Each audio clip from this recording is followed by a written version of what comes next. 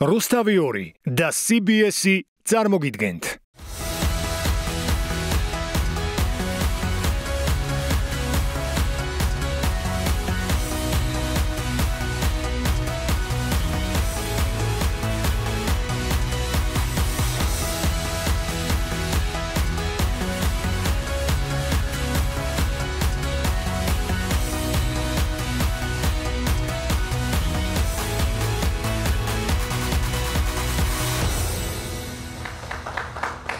მოგესალმებით, დღეს ორშაბათია 23 საათი, ახალი დროით თქვენ უყურებთ გადაცემას თოქ შოუ ნელია გირბასთან, მარიამ სანოგოსთან, სტეფანესთან და რუსკა მოყაშვილთან ერთად. Როგორც ხედავთ, დღეს არასრული შემადგენლობით ვართ ჩვენი თანაწამყვანი ნატა ასათიანი იმყოფება საზღვარგარეთ კონგრესზე და ასე მოკლედ. არ არის წარმატებები ვუსურვოთ. წარმატებები ვუსურვოთ. ეს იმას ნიშნავს, რომ ნატა აუცილებლად შემდეგ გადაცემებში აუცილებლად შემოგვიერთება.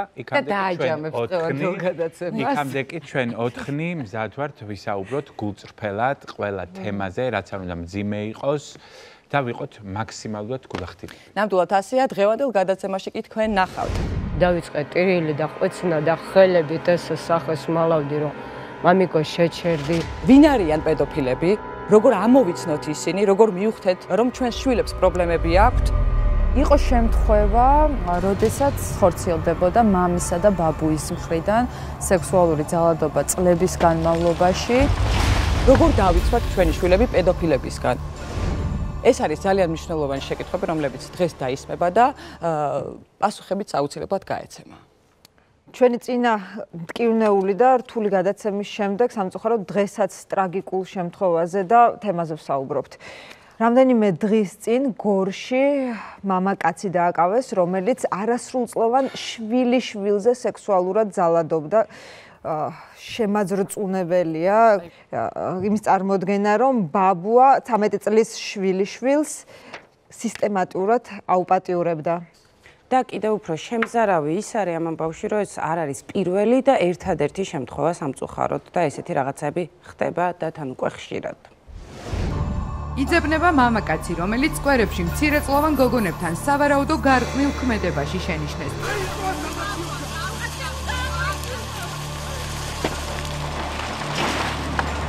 6 წლის გოგონაზე გარყვნილი ქმედების გამო გიორგი ჯარიაშვილი 8 წელს პატიმრობაში გაატარებს. ერთი მოზარდი მისი დისშვილია, მეორე კი მეზობელი. არასრულწლოვან გოგონასთან სექსუალური კავშირის მცდელობა მეზობელ მამაკაცს ჰქონდა. ეს იმ დროს, როდესაც ბავშვი თანატოლებთან ერთად ეზოში თამაშობდა. დედიკო, არა მცემოო და გეტყვი ყველაფერსაო. მეო, ეს კაციო, შენ როცა არ იყავიო სახლშიო, გამაშიშვლაო, წელს ქვემოთ გამაშიშვლაო და ესე მითხრაო, მშობლებთან არაფერი არ თქვა, თორე გცემო. იყო ანუ თავის შვილის მეგობრებთან ძალიან ესეთი გარყვნილი მიმოწერები, ვოისები. ნასწომი იყო, როცა სვავს სუთლად დაკარგული აქვს. ჭკუა და გონება, ბავშვს რას გეთამაშა რა იყო, არ ვიცი. თქვენ არ გჯერათ იმ ბრალის, რომელიც მას წაუყენეს? არ მჯერა, მე მჯერა ის, რომ გკოცნიდა. და თვითონაც თქვა, რომ გკოცნიდა, მეტი არაფერი. საოცრებები მოისმინეთ. კოცნიდას არ თვლიან ძალადობათ, ანუ ეს ნორმად აქვთ მიღებული ადამიანებს, რომ არასრულწლოვან ბავშვს დასრული მამაკაცი რო კოცნის, ხო, ნუ გაითამაშაო, თქვა თავის. მოკლედ, აი ეს მეგობრებო. დამოკიდებულება არის საოცრება. იმდენ თემა, რომ გვირჩევნია, რომ თვალი დავხუჭოთ, რომ დავაიგნოროთ, რომ ვთქვათ, რომ არ არსებობს.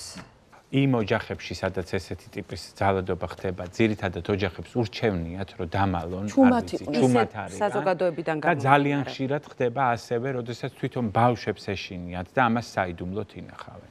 ძალიან მნიშვნელოვანია ის, რომ ბავშვები ამაზე არ საუბრობენ და ფსიქოლოგების დიდი ნაწილი თვლის, რომ ამაზეც ვისაუბრებთ, რომ სწორედ ეს, რომ ბავშვი ამას არ ამბობს, მერე ეს იწვევს ძალიან ბევრ პრობლემას ზრდასრულობაში.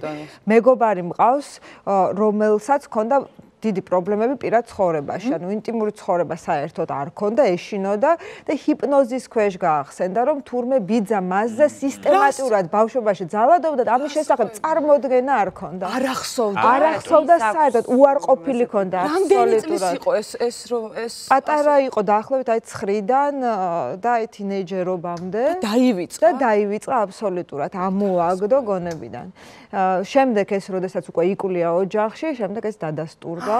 და მას შემდეგ მკურნალობს და ძალიან ბევრს მუშაობს საკუთარ თავს და ეს არის კიდევ პოზიტიური შემთხვევა, რადგან მან ეს გაიგო და დაიწყო საკუთარ თავზე მუშაობა და ხშირად ხდება ისე, რომ ადამიანებს საერთოდ არ ახსოვთ და არც კი იციან რა იწვევს მე ძალიან ბევრ პრობლემას, რადგან ძალიან ბევრს იქიდან ახსოვს, ძალიან ბევრს ცხოვრება ამ კივილში და სერიოზული სტრესია მათთვის და მე ესეთი შემთხვევაც ვიცი, რომ მეგობა, ანუ ძმაკაცს გააყოლა შვილი სკოლაში და გზად ანუ მამამისის მეგობარმა გაუპატიურა 12 წლის გოგონა. ამიტომ ხშირად არც ვიცით საერთოდ ვის უნდა ვენდოთ და ვის არა და ეს გოგონა დუმდა არ ამბობდა ანუ საერთოდ ეს ამბავი გასკდა ამ გოგოსგან და ხშირად ესეც ხდება რომ შვილებს არ უჯერებენ ხო მშობლები არიან რომელთაც გონიათ რომ ეს არის რაღაც ფანტაზიის ნაყოფი. ჩემი აზრით ძალიან მნიშვნელოვანი არის კიდევ ერთხელ ვიტყვი ცოდნა და ინფორმაცია. მე პირადად პირველად, როდესაც გავიგე სექსუალური ძალადობის შესახებ და პედოფილიის შესახებ, ვიყავი საკმაოდ პატარა და უბრალოდ ძალიან უწყინარი ისტორია გადამხდა, ვიტკინე მუხლი ქუჩაში, ვიღაც ბიჭი, ახალგაზრდა ბიჭი, ძალიან დიდი მადლობა კიდევ ერთხელ დამეხმარა, შემიყვანა იქვე სადღაც შენობაში, მუხლი დამბანა, კიდე სხვა ჯგუფელებიც დაეხმარნენ და სახლში მივედი ეს მოვყევი რომ იცი რა რაღაცა დღეს ფეხი ვიტკინე და გამხელა იყავი. ნუ 11-12 წლის და მახსოვს ის კატასტროფული რეაქცია რაც ამ ამბავს მოყვა ოჯახში, იმიტომ რომ ნუ ბებიეჩემ ჩავარდა ისტერიკაში, როგორ შეყევი უცხო ბიჭს შენობაში, აი ეს იყო პირველად, როდესაც ამ დღეს მახსოვს დამისვეს და მომიყვნენ, ნუ საკმაოდ ისეთი მძიმე მოსასმენი იყო ჩემთვის და მახსოვს ძალიან სტრესულადაც მივიღე, მაგრამ ანუ ამის შემდეგ გამოვიმუშავე ეს ცოდნა, რომ ქუჩაში როდესაც გადიხარ, შეიძლება გახდე მსხვერპლი და აუცილებლად უნდა იყო მზად და ინფორმატიულობა არის ჩვენი ერთადერთი იარაღი ამ შემთხვევაში.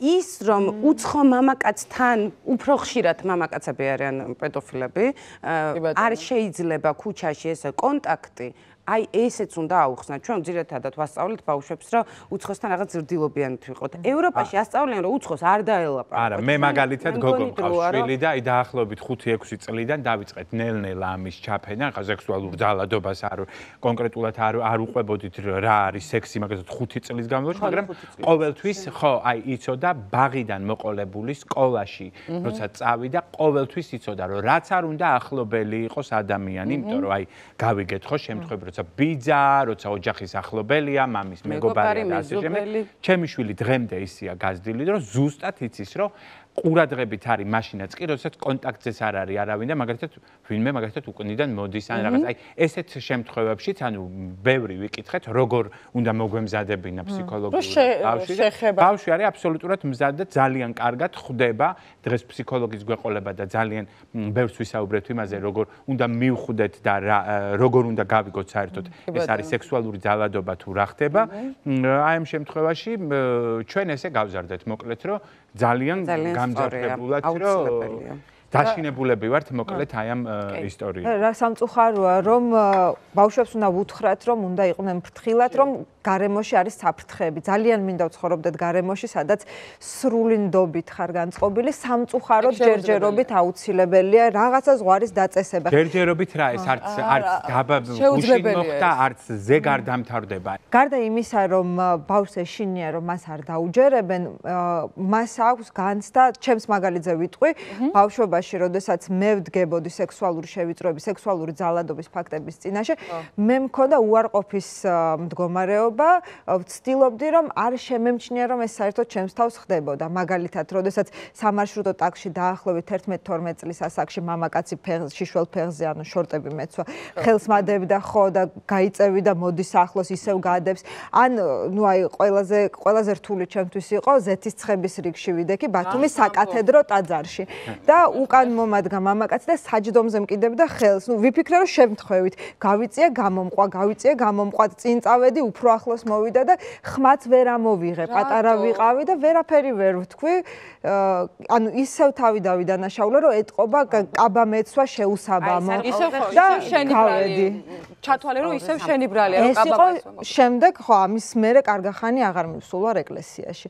და კაი მსგავსი შემთხვევები, როდესაც ბავშვები ამას აღიქვამენ, თითქოს მათი ბავშვობა მთავრდება ამითი, რომ ეს რომ თქვა, მშობლისთვის აღარ იქნება პატარა, ესეთი განცდა მქონდა. მართლა. ხო და ნუ აი ბევრი ასპექტი, რის გამოც ბავშვს ძალიან სჭირდება ჩვენი მხარდაჭერა და აი ზუსტად მომზადება. უნდა ვუსმინოთ ჩვენ შვილებს და დავუჯეროთ ჩვენ შვილებს, რაც ყველაზე მნიშვნელოვანია. იმას ვერ ხვდება, რომ აუცილებლად უნდა მოყვეს და აუცილებლად უნდა მივიდეს მშობელთან და უნდა აუთხრას, უნდა თქვას, მაგრამ ხშირ შემთხვევაში, ანუ მშობლები არ უჯერებენ საკუთარ შვილებს, რომ იქნებ იგონებს, იქნებ ის მისი ფანტაზიის უნარია. ხო, როგორც წესი პირად ტრავმებზე საუბარი ძალიან რთულია მერეც, როდესაც ვიზრდებით. მერე კიდე უფრო ნელი. მერე კიდე უფრო.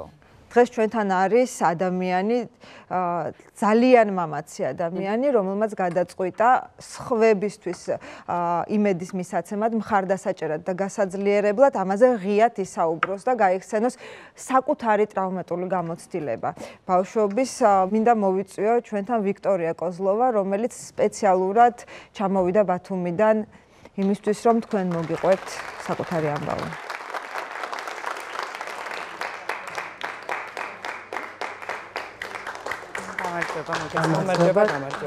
მადლობა ვიკა, რომ მოხვედით. ვიცი რომ ძალიან რთულია. წინასწარ მადლობა. მოდით დავიწყოთ. მოგვიყევი, როგორ დაიწყო შენი ეს ტრაგიკული ამბავი, როგორ დაიწყო მამამ შენზე ძალადობა რა ასაკში? ეს მოხდა 9 წლის ასაკში. იყო 2005 წელი. მე ვიყავი მე-3 კლასში.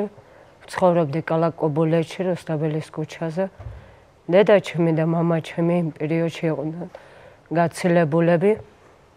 მე მქონდა გადაწყვეტილება მიღებული იმაზე, რომ მინდოდა მეცხოვრა მამა ჩემთან, რადგან დედა ჩემი ჩემზე ფიზიკურად ძალადობდა, ეს იყო ცემა, ეს იყო გინება, შეურაცხყოფა დებისგან მე არ ვიცოდი დახმარება. მამა ჩემი იმ შემთხვევაში ხშირად swamda იყო უბრალო ადამიანი, რომელიც ენერგოკომპანიაში მუშაობდა. ქალაქ კობულეთში ყველა ადამიანი მაგას პატივს აცემდა, ყველა იცნობდა პოლიციის განყოფილებიდან მაგას წრე ყავდა ძალიან დიდი და ყველა ადამიანი თვლიდნენ მაგას აი როგორც ანგელოზი მამაკაცი. იმიტომ რომ ხშირად რესტორანში დაყავდა პოლიციის თანამშრომლები, მეზობლებს ლევი შუქს უკეთებდა, პულს, რესტორნებს, ყველაფერს რასაც უნდა იმ ხალხს, ნიღაბს ჩამოიცმევდა და აჩვენებდა თავის თავს ანგელოზად. ზუსტად ეს მოხდა აპრილის თვე იყო 2005 წელი. მე და ჩემი კლასელი მოვდიოდი სკოლიდან. მამა ჩემი მე-7 სართულიდან პირდაპირ დაინახა სკოლის უკანა ეზოდან, რომ მე მოვდიოდი ბისთან ერთად, ხელმოკიდებული მაგას ეკავა ჩემი ზურგჩანტა და მოკონდა. ერთ ეზოში ვცხოვრობდი და მამა ჩემი ზემოდან დაიყურა იმ ხელა ხმით, შეურაცხყოფით, ყოველი ჭოჭყიანი სიტყვები, რასაც შეეძლო, პირდაპირ პანჯერიდან შემომაძახა. ამოიტრიო, ღონდრა სიტყვები არ მოდიოდა ჩემს მიმართ. შეშინებული მე დავხედე ჩემ კლასელს და ვთქვი ჩანტა მომეცი დროზე უნდა გავიქცე. ამოვედი და ყველაზე პირველი რასაც მამა ჩემი შემოაღვყარები და გინება შემომიძახა და მომკიდა თმებში. შემომატრია ოთახში და შემომარტყა სილა. რატომ? იმის გამო რომ მაგას არ მოეწონა ბისთან ერთად ხელმოკიდებული რომ მოვდიოდი. ეგრევე წამოვიდა სიტყვები ბოზი და ესეთი რაღაცები. 8 წლის ხარ. რა თქმა უნდა, მერე დაიწყო იმაზე ლაპარაკი, რომ შენ ახლა პატარობიდან უკვე მიჩვეული ხარ კაცებში და ბიჭებში სირბილიო. შენ უკვე გაპოზებული ხარ ბოდიშით. ესეთი სიტყვების ძახილი დაიწყო და მოხსნა ტყავის კამარი და ამ კამრით დაიწყო ჩემი ცემა. რასაც როცა მე დავიწყე ტირილი და ყვირილი რომ მამიკო გიხვეწები გაჩერდი მაპატიე მეორეჯერ ესე არ ვიზამ პატიობას რა შემთხოვ აი ესე იგი მარტალია რასაც ვფიქრობ შენზე ესე იგი შენ უკვე კალიშვილიც აღარ ახარ და თქვენ ალბათ არაფერი არ იცოდით ხო სექსუალური მე ვაფშე მე რამდენად აცნობიერებდით მართლა რა ხდებოდა თქვენთან მე უკვე ხდებოდი იმიტომ რომ რამდენიმეჯერ მე დავასწარი მამაჩემი პორნოგრაფიის ყურების დროს მაგას კონდა დისკებზე ჩაწერილი ბავშვური პორნოგრაფია ვაუ როცა მე ავდექი ერთხელ ჩუმჩუმა და მამაჩემიც კი ვერ გაიგო როგორც მე მივახლოვდი აუ ხედავდი რომ როგორც კაცი აბანოში ბოდიში პატარა ბავშვთან ერთად სექსაობს ამას რომ დავინახე და როცა დავიძახე მამიკო ეს რა არისო ახ დაუცებ და ტელევიზორს ესე ზურგი დაიხურა რომ მე არ მინახა მსგავსი რამეები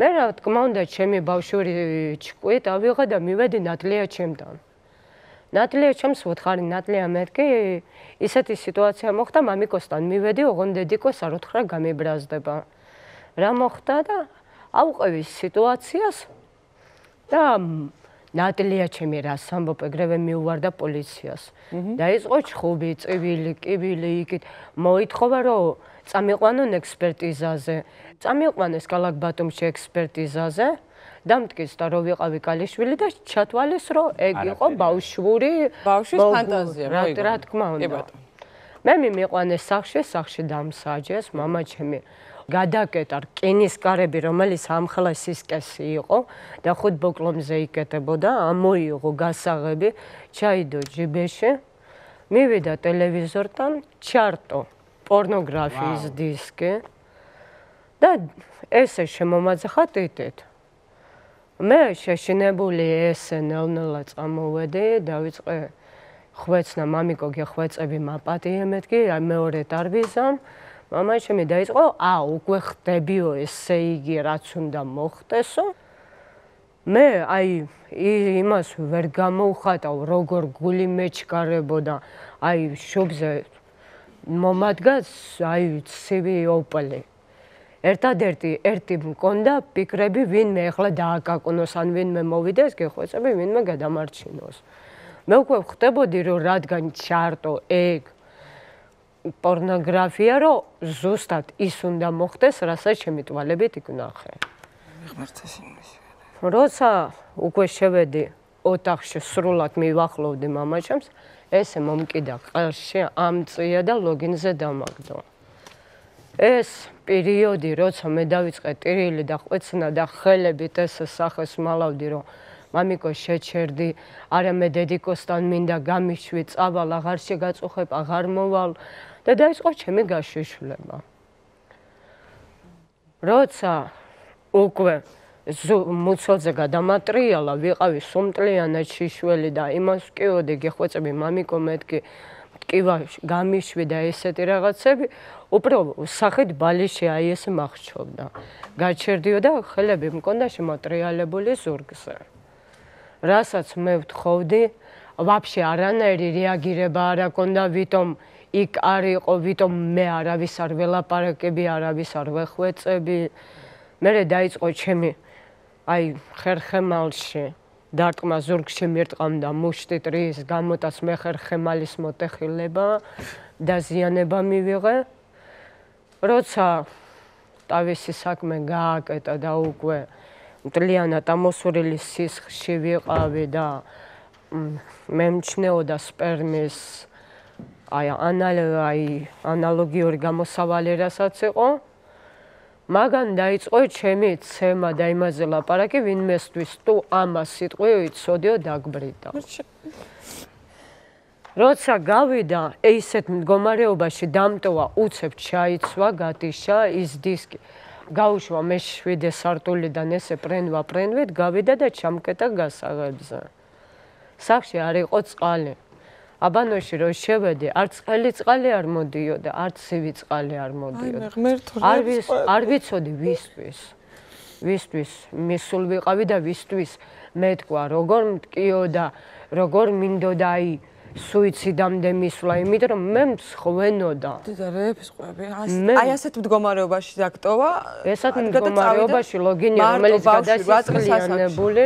ხალხთან შენ თქვი ეს ყველაფერი მე ამოიღე. ბოლოს და ბოლოს უკვე მეოთხე გაპატიურების შემდეგ ეს სისტემატიურად გრძელდებოდა, ანუ იმ ამბის შემდეგ კიდე და ნახევარი გრძელდებოდა. წელიწად ნახევარი მე დავდიოდი დასინაკებული.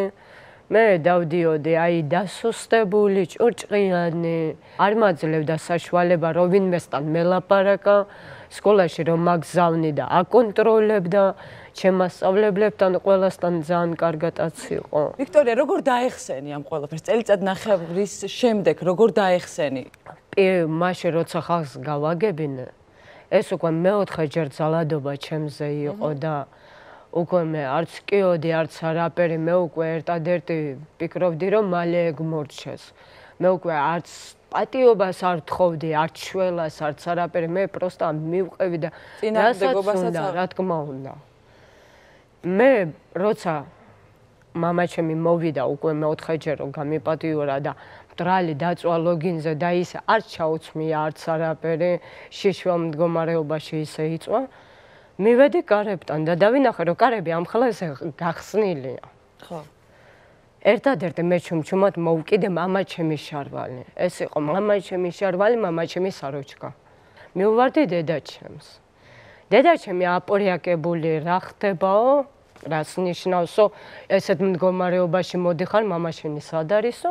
ისეთი რეაქციათან, ისეთი ცივი თვალებით შემომხედა, თითქოს მე მისი შვილი კი არა, მეზობლის შვილი ვიყავი. მეზობლის შვილსაც მეზობლის შვილი რა შეშე თქვენ საერთოდ არ ვისწრებთ, მაგრამ აბსოლუტურად განადგურებული. ჩემს მიმართ არანაირი ხეარულება არ კონდა ან არც გაუხარდა ჩემი ნახვა, მით უმეტეს როცა ვაბრახუნებდი კარებში და ყვიროდი დედა გამიღე და იცი აი ის პერიოდი როცა თან გული გიკანკალებს იმ ხალხზე რომ ვაი შეიძლება ეხლა მოვტრიალდე და მამაჩემი ჩემს უკან იყოს როცა გამიხსნა და ბოლოს დაინახა რომ სუნთქვა მიჭირდა კი წყალი მომაწოდა მკითხა რატო გამოიკეცი რა მოხდა და რომ დავისყე ტირილიდან იმ მომენტში მცხვენოდა თქმა როგორ მეკცეოდა რომ მეკითხებოდა მაგას უნდა დეტალურად ყველაფრის მოსმენვა და რაღაცების მოყოლა მე არ შემეძლო. დედაჩემი უბრალოდ ცივად ხელი მომკიდა. 15 წუთი სავალი იყო სახლიდან პოლიციის შენობამდე. წამიყვანა პოლიციაში დაწერა განცხადები. რა თქმა უნდა, ცოტა შოკირებული სახეები კი მიიღეს, მაგრამ დაიწყეს, აუ ეს ბავშვი ახლა დედამისის ნასწავლის ჩქვით ლაპარაკობს. ეხლა არ ამჯერავს რომ ედიკა შეეძლო მსგავსი რამე გაეკეტებინა. წამიყვანეს ისევე კალაკ ბათუმში ექსპერტიზაზე. ექსპერტს კონდა აი მაპატიეთ იმ სახეს ვერ და აი ვერ აუხსნი როგორი ტვალები კონდა. კაცი დახურა სახე და თან იცნოდა, თან ტიროდა. ჩემთვის ეგ შოკირებული მკერდიც არ ამკონდა ზომები რომ ამიღეს და ისო და არ არისო კალიშვილიო. ეს რო შემოიძახა დედაჩემი ხელი ხელზე დაარტყა და უცებ გრება კალაკედან.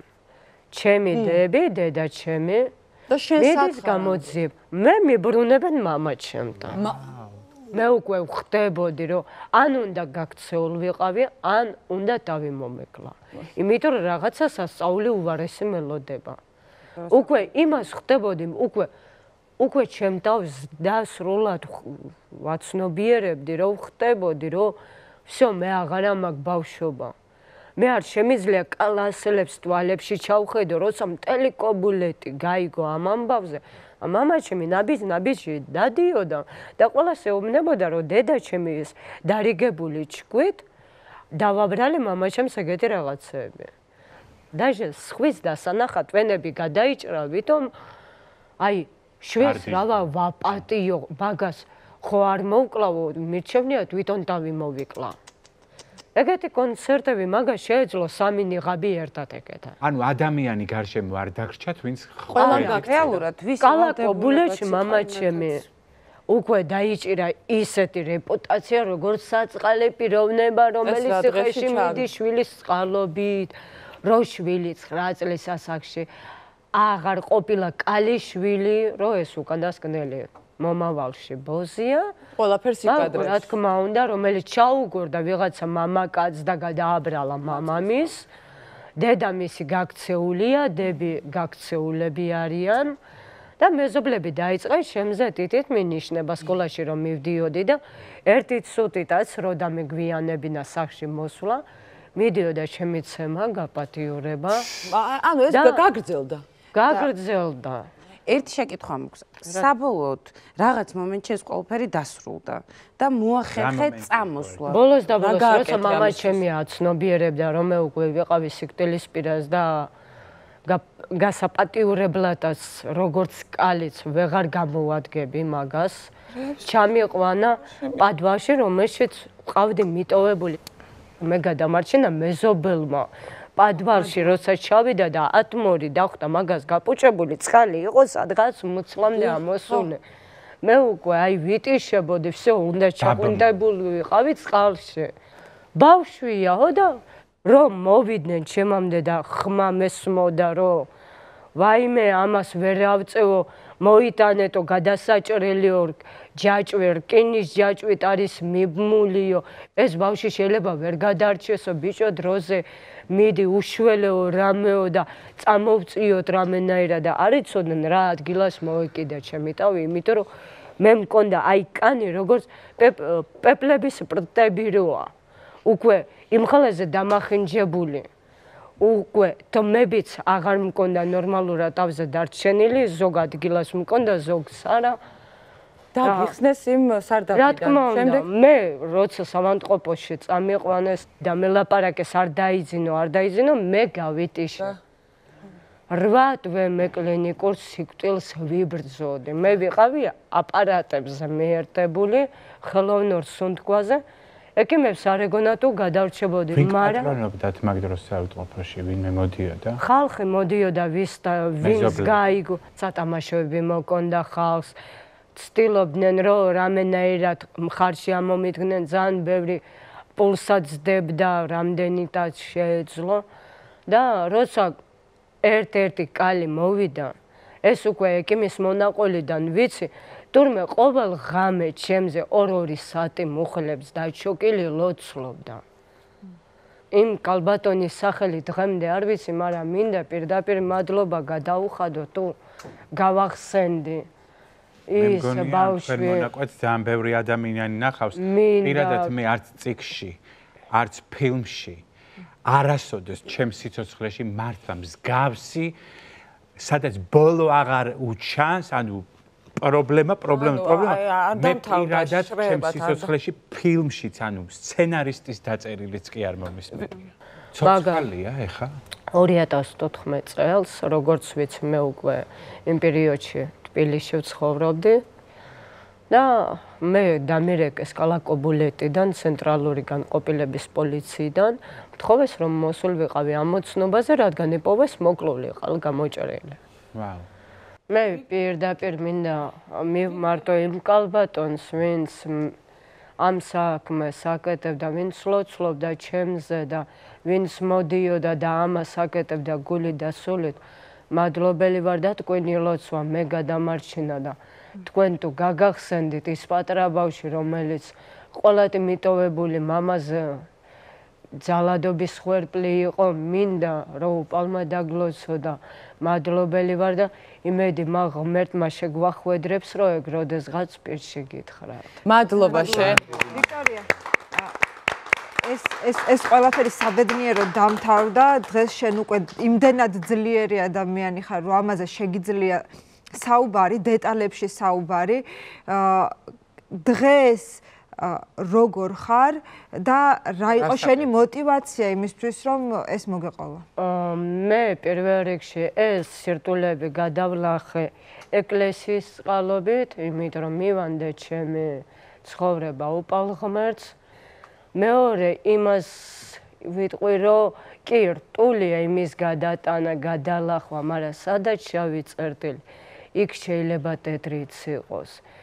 სუიციდამდე არ უნდა მივიდეს გოგო, უნდა ეცადოს პեղზე დადგეს ღრმად. სიცოცხლე უნდა გაგრძელდეს, ნამდვილად ასეა და უნდა იპოვო შენ თავში ის ძალა რომ დადგეს ის ადამიანი უნდა გაამხნეო შენში რომელიც იმალება რა თქმა უნდა შენ არ უნდა ეძებო პასუხი სხვა ადამიანებში არ უნდა ეცადო რომ სთხოვო ვინმეს დახმარება მეგობრებიდან არ უნდა ფიქრობდე იმაზე აი ხვალ ზეგ ხალხი გაიგებს ამ ამბავს რას იფიქრებენ რას იტყვიან როგორ მიიღებენ ამ ამბავს შენ არ უნდა გაინტერესებდეს ეგ ამბავი შენზე ვინ რას იტყვის როგორ შემოხედავს როგორ იფიქრებს მაგრამ სანამ ამ ყველაფერს იზავენ აი ეგ ნომერი წერია და ეს არის ძალიან მნიშვნელოვანი ეხლა თუ უყურებთ და ვინმე ხართ აი ესეთი მსგავს სიტუაციაში ბავშვებს ეხება რა თქმა უნდა დარეკეთ ნომერზე 111 ბავშვების დახმარების ცხელი ხაზია ეს 111 დარეკეთ და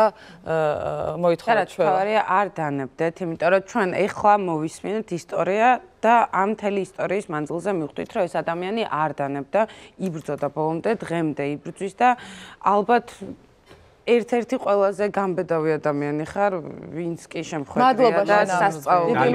დიდი მადლობა, რომ მოხვედით ჩვენთან. ამ ყველაფერზე ისაუბრე ასე ღიად. კიდევ ერთხელ დიდი მადლობა და ჩემი უდიდესი პატივისცემა შენ და ყველაფერი გადასარევად და კარგად იქნება. ვიქტორიამ ამ ამბის მოყოლისას საკუთარ დღევანდელ ბედზე არაფერი არ თქვა, ხო? ის მოწყალებას ითხოვს ბათუმში, მას არ აქვს საცხოვრებელი, პერიოდულად ახერხებს, რომ იქირაოს ოთახი და დღემდე მას ძალიან სჭირდება საზოგადოების მხარდაჭერა. ახლა ის აღარ არის ძალადობის მსხვერპლი ფიზიკურად, მაგრამ ინტეგრაცია ბოლომდე საზოგადოებაში მას ჯერ ვერ მოუხდენია, ასე რომ დღეს მაშინ ვერ ამოუდექით გვერდში, დღეს სჭირდება ჩვენი გვერდში. ყველანაირად გვერდში მოკლედ მეგობრებო, სანამ საუბარს დავიწყებთ, ჩვენ გვაქვს აქ ძალიან მაგარი ყავა, დელონგი, რომელიც აუცილებლად ინარჩუნებს ყველანაირ არომატებს და ერთი მარტივი თითის დაჭერით მე მოვამზადებ ყავას. კაპუჩინოს ამ შემთხვევაში. რეკლამის შემდეგ თქვენ ნახავთ. ხორციელდებოდა მამისა და ბაბუის მხრიდან სექსუალური ძალადობა წლების განმავლობაში. როგორ დავიცვათ ჩვენი შვილები პედოფილებისგან?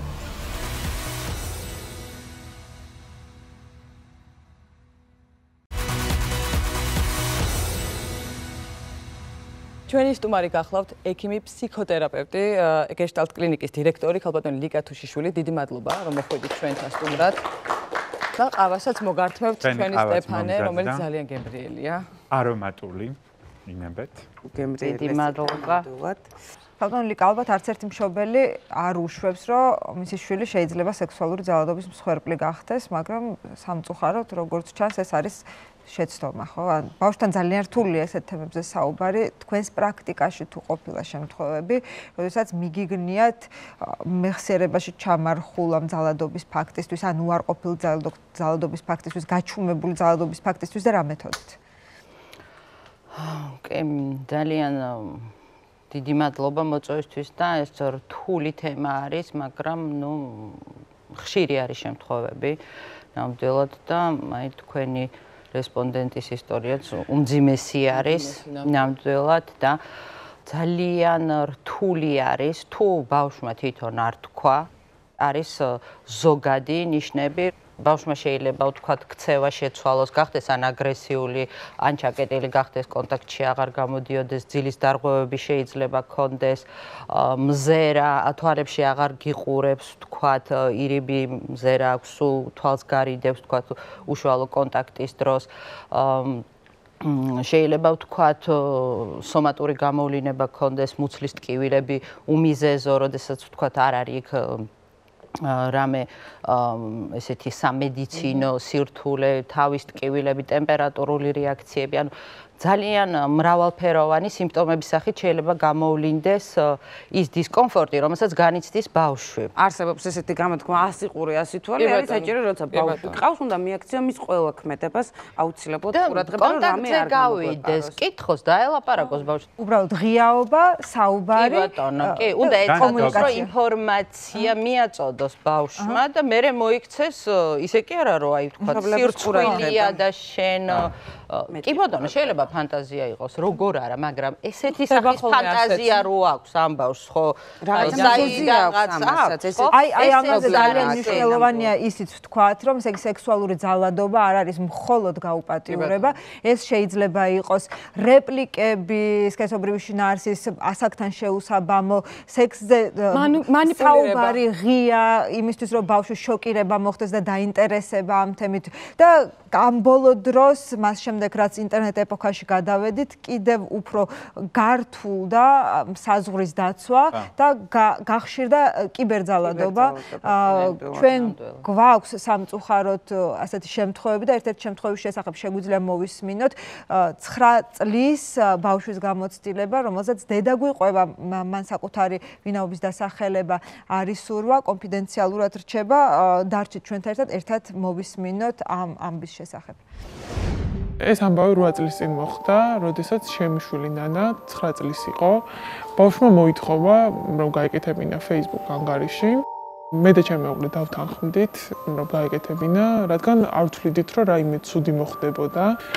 ვერასდროს წარმოვიდგენდით, რომ ჩვენ შულს მსგავსი ამბავი გადახდებოდა. ერთ დღეს, როდესაც ნანა სკოლიდან მოვიდა, ჩემს მეუღლეს ეუცნაურა მისი ქცევები, რადგან ბავშვი სულ ჩართული იყო სოციალურ ქსელში და ჩემმა მეუღლემ აღმოაჩინა, რომ წერდა უცხო ტიპს. ჩვენ თავიდანვე ვთხოვეთ, რომ გაიუქმებინა Facebook-ი, მაგრამ გაგვიმართლა, რომ ვიცოდით მისი პაროლი. ბავშვმა, რადგან იცოდა, რომ Facebook-ი გაუქმა, აღარ შედიოდა და წდომა მხოლოდ მე და ჩემს მეუღლეს გვქონდა. ამის შემდეგ შევედით, ვნახეთ მათი მიმოწერა და ვნახე, რომ უცხო ტიპი წერდა და სთხოვდა სექსუალური სურათების გამოგზავნას. ეუბნებოდა, რომ მიაკითხავდა სკოლაში და გაიცნობდა, რაც ჩვენთვის ძალიან რთული აღმოჩნდა. როდესაც უკავშირი არ შედგა და ნანამ არ გაუგზავნა თავისი სექსუალური სახის სურათები, თვითონ გამოუგზავნა წელს ქვემოთ შიშველის სურათები.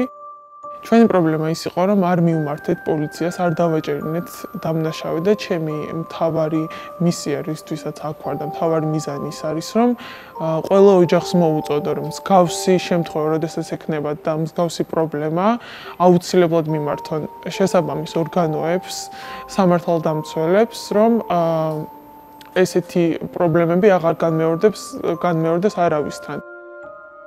აუცილებლად უნდა მიმართოს ყველა პოლიციას და აჭერინონ დამნაშავე, რადგან ასეთი ადამიანები თავისუფლები იქნებიან და გააგრძელებენ დანაშაულის ჩადენას და შეიძლება სხვა ოჯახებსაც მსგავსი პრობლემა ჰქონდეთ.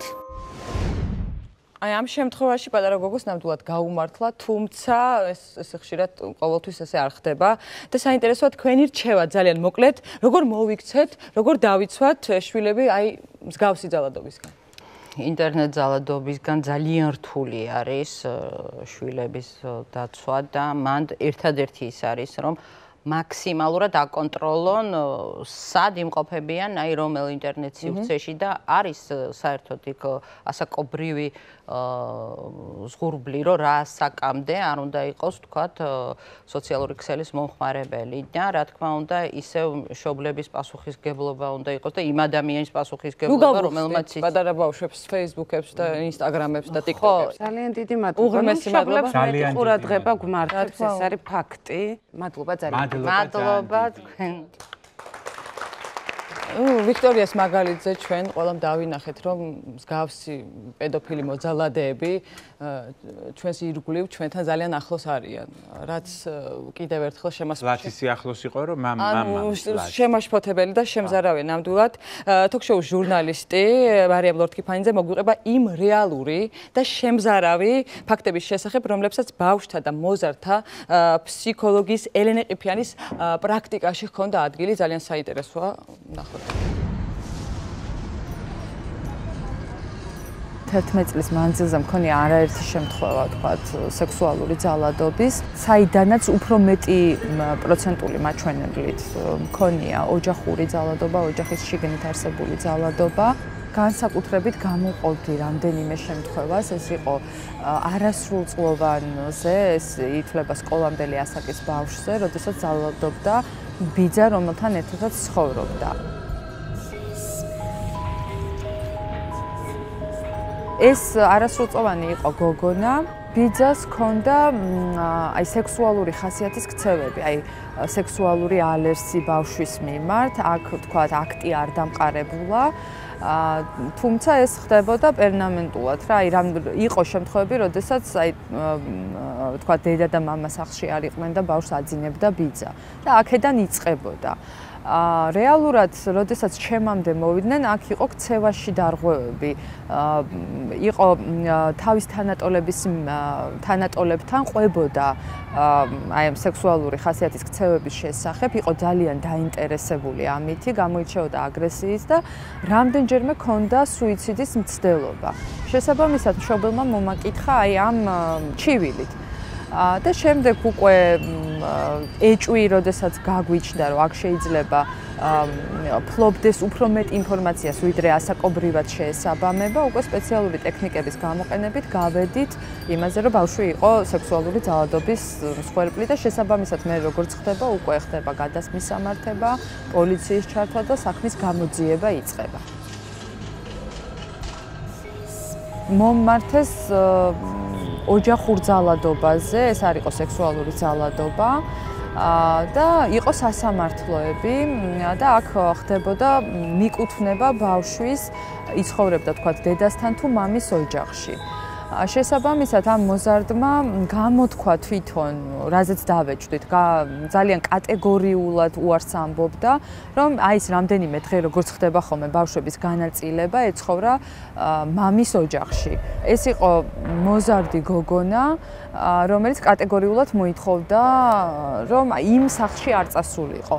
ჩივილებით მომაკითხა, ასე ვთქვათ, მშობელმა და ამ შეფასების დროს აღმოჩნდა, უკვე თერაპიულ პროცესში აღმოჩნდა, რომ მრავალი წლის განმავლობაში, დაახლოებით 9 წლიდან ეს გოგონა იყო აი ბაბუის მხრიდან სექსუალური ძალადობის მსხვერპლი.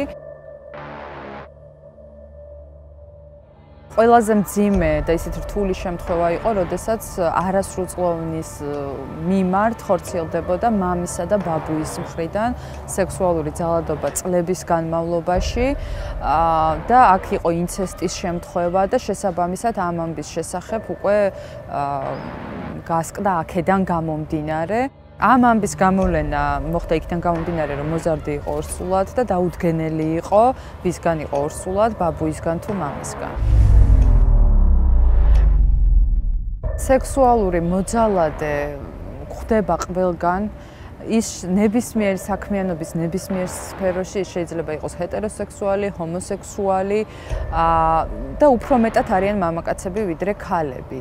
შესაბამისად ძალიან მნიშვნელოვანია, რომ ეს ამბები ჩვენს გარშემო ხდება, მაქსიმალურად უნდა ვიყოთ ყურადღებით და რაც მთავარია, რომ მშობლებმა გაითვალისწინონ, რომ უნდა დაუჯეროთ, ბავშვები არასდროს იტყუებიან. მნიშვნელოვანია, რომ მშობლები შეეცადონ ბავშვისთვის იყვნენ ის ნდობის და მხარდაჭერის ობიექტები, რომ ასეთ შემთხვევაში დახმარებისთვის მიმართონ მას და არ დუმდნენ ამის შესახებ. საკმაოდ მძიმე და რთულია ამის მოსმენა და იმის გააზრება, რომ ეს ყველაფერი აი აქ ესეთ ჩვენთან ესე ახლოს ხდება და როგორი სიგიჟეა, რომ აი საკუთარი მამა, ბიძა, ბაბუა ძალადობს და ამხელად ტკივილს, საკუთარ სისხლზე და ამხელად ტკივილს, ამხელად ტრამვას აყენებს ბავშვს. ეს არის აბსოლუტურად გაუგონარი რაღაც და სწორედ ის ადამიანები, ვინც უნდა იცავდეს ბავშვს. ვისგანაც ამ საკითხს არ ველით რეალურად. წარმოუდგენელი ახლა ჩემთვის ეს არის დაუჯერებელი, რაც მოვისმინეთ მთელი დღის განმავლობაში. დაუჯერებელს ვიძახით, მაგრამ ესეთი ძალიან ბევრია. ხაროთ პირადად აი ეს მსგავსი რაღაცების გამო ადამიანების მიმართ ნდობა ფაქტობრივად. სწორედ ეს არის დანაშაული, დაუჯერებელია და ამ შემთხვევაში საკუთარ შვილებს ან ახლობელ ბავშვებს, რომლებსაც აქვთ ის ძალა, რომ ეს ყველაფერი მოყვენ და ყვებიან და ამ დროს ჩვენ რას ვაკეთებთ? ჩვენ არ უჯერებთ, ჩვენ ვიძახით, რომ ეს მისი ფანტაზიის ნაყოფია. აი, რამხელა დანაშაულს ჩავდივართ ჩვენ. იყოს ძალიან ფრთხილად ძალიან ყურადღებით დააკვირდეს თავისი შვილის ქცევებს, პრობლემებს და მშობლობა ნიშნავს იმას, რომ უნდა იყო ძალიან ყურადღებით ყველა დეტალის მიმართ და განათლება ბავშვმა უნდა იცოდეს საკუთარი საზღვარი და უნდა იცოდეს პირველი ნიშნები, როგორ უნდა მოიცნოს სექსუალურობით, იმიტომ რომ უამრავი სოციალური სააგენტო არსებობს, ხო, ნომერი, რომელსაც უნდა ვაცხადებდეთ და ვფიქრობთ ეს ნომერი უნდა ეწეროს, სადაც ბავშვებს აქვს შეხება, ანუ დღევანდელი ბავშვები ოდნავ უფრო შეიძლება დაცულები იყვნენ, იმიტომ რომ ძალიან ბევრი თვალი არის და აი უნდა ვისარგებლოთ ამ შემთხვევით და ყოველთვის უნდა მივმართოთ. აი 111 ეს არის ხელი ხაზის ნომერი, რომელიც აბსოლუტურად ყველგან უნდა იყოს. და ბავშვებს უნდა ვასწავლოთ ამ ნომრის გამოყენება. და გვახსოვდეს, რომ ნებისმიერი ფორმის სექსუალური ძალადობა არის უკიდურესად მატრაუმირებელი ბავშვისთვის. ყველაზე მძიმე ფსიქოლოგიური ტრავმა, რომელიც იწვევს იზოლაციის, უნდობლობის, შფოთვის შეგრძნებებს, სუიციდალურ აზრებს, იმედგაცრუებას, დაუცველობას და ყველაფერი უნდა გავაკეთოთ იმისთვის, რომ ბავშვი დავიცვათ ბავშვობაში ამისგან და შემდეგ უკვე გაზრდილი ადამიანი არ იყოს ბავშვობაში მიღებული ტრავმების და გაჩუმების მსხვერპლი. ნამდვილად ასეა. დიდი მადლობა. ჩვენ გემშვიდობებით და ამიერიდან თოქ-შოუ ყოველ ორშაბათს 23 საათზე გავახოლმე. დიდი მადლობა რომ გვიყურეთ.